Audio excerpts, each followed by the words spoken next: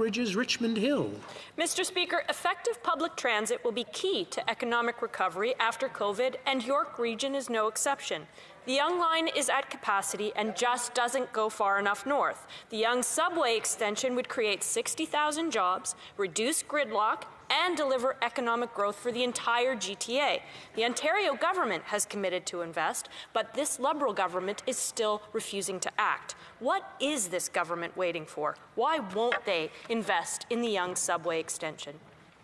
Minister. Mr. Speaker, I'm delighted to stand up and talk about our investments in public transit. Our government has invested over $13 billion in public transit. That's more than 13 times what the previous government invested. And the Conservatives actually called for cuts to infrastructure. We look forward to working with the province. We look forward to receiving a business case for the extension so that we can get it built, creating jobs, reducing emissions, and helping people get around their communities faster. The honourable member for Aurora Oak Ridge's Richmond Hill. The federal government says it's committed to public transit in Ontario, but apparently not to the Yonge Subway Extension.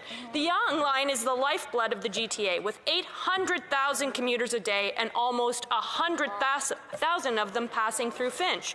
For jobs, economic recovery, and growth, the GTA needs a Union Station of the North. The business case is obvious. Why won't the Liberals get this Yonge Subway Extension on track? What's the real reason they won't invest? Minister.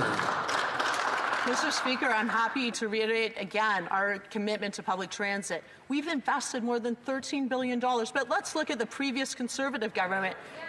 We invested 13 times more. And what did they call in the last election? They called for cuts to public transit. I'm not sure that they would be committed to the investments in public transit that we so desperately need to make. But we are committed to the Yonge North Subway Extension, but we need to be accountable to taxpayers. We need to see a business case, and then we will move forward because we want to create good jobs. We want to tackle climate change. We want to build more inclusive communities. The honourable member